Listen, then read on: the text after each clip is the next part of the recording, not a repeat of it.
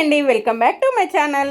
Video చాలా late చేసేసాను కదా, ఏం చేయమంటారు. జాతర నుండి రాగానే తిరుగువారం అవగానే బంగారాన్ని పంచాము. ఇక ఎవరి ప్లేసెస్ కి వాళ్ళు వెళ్ళిపోయి వర్క్ లో పడిపోయాము. ఇదిగో కొద్దిగా సమయం దొరకగానే చకచకా వీడియో ఎడిట్ చేసి అప్లోడ్ చేసేసాను. ఈ రోజు మనం చూస్తున్న వీడియో వచ్చేసి జాతరకు వెళ్లే ముందు రోజు మా ఇంట్లో జరిగే కార్యక్రమాలు. మాఘమాసం అమావాస్య నుండి మొదలు పెడితే అన్ని అమ్మవారి రోజులే. జాతరకి వెళ్లే ముందు అమ్మవారిని ఇంట్లో పెట్టుకుంటారు. దానినే మనం దేవుణ్ణి చేసుకోవడం అంటాము. అలా ఇంట్లో దేవుణ్ణి చేసుకున్న సమయంలో ఎవరి అయితే మొక్కులు ఉంటాయో వారి మొక్కుల ప్రకారం ఎత్తు బంగారాలు ఇస్తారు.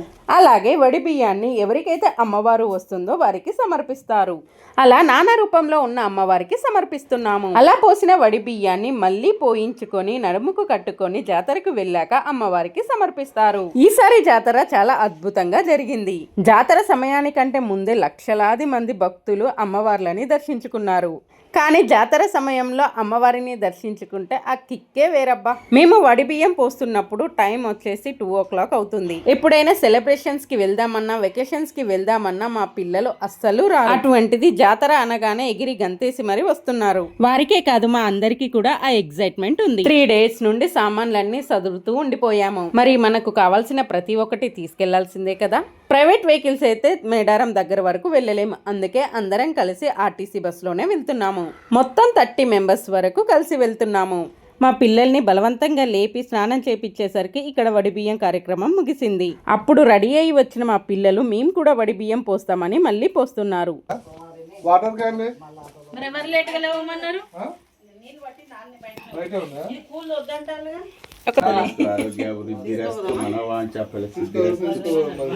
నువ్వు కూడా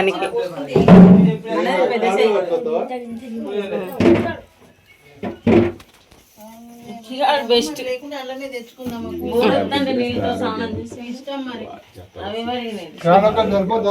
ఓకే. ఇక ఇంట్లో ఈ కార్యక్రమం అయిపోగానే ఆటో వచ్చింది. ఆటో రాగానే సామానంతా ఎక్కించి అమ్మవారికి మొక్కి బస్ స్టాప్ కి స్టార్ట్ అయ్యాము. చూడండి మా పిల్లలైతే ముందే ఎక్కి కూర్చున్నారు.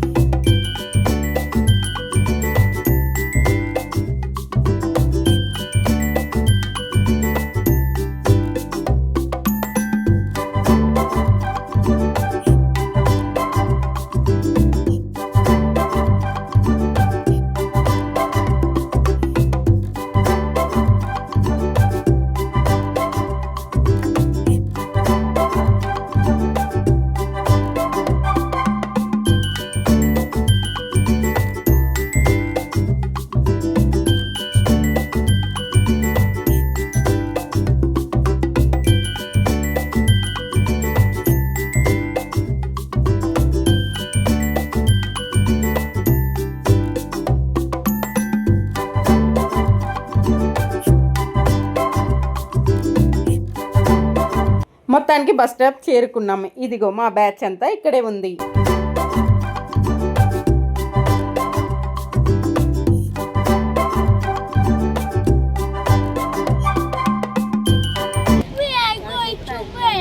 మేడారం కోసం సపరేట్ గా ప్లేస్ అరేంజ్ చేశారు బస్సెస్ కోసం. ఈ బస్ స్టేషన్ కి మేడారం కలొచ్చేసింది. మేము వెళ్ళిన కొద్దిసేపటికే జనాలు రావడం, బస్సులు రావడం, ఎక్కడం, వెళ్ళిపోవడం జరుగుతుంది. సో ఇక మా బ్యాచ్ అంతా పోయి ఈ బస్ ను ఆపారు. ఇక బస్ కి పూజ చేసేసి బస్ లో కూర్చొని మధ్యలో పెద్దమ్మ గుడి దగ్గర ఆగి కొబ్బరికాయలు కొట్టి మరి మేడారం స్టార్ట్ అయ్యాము.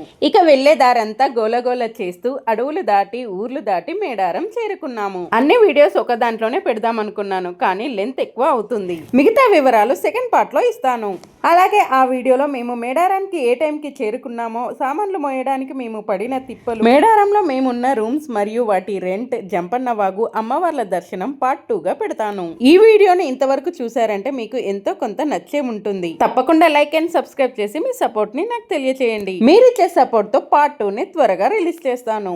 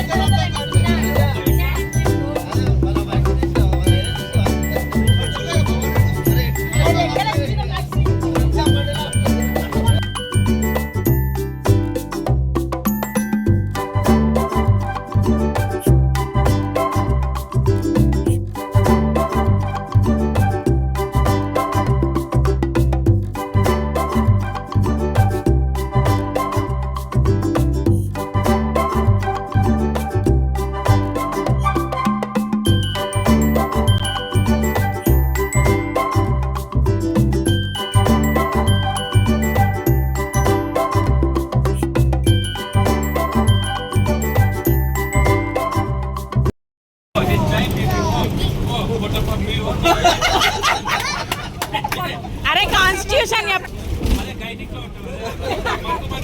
గైనిక్ చెప్పురా స్పెల్లింగ్.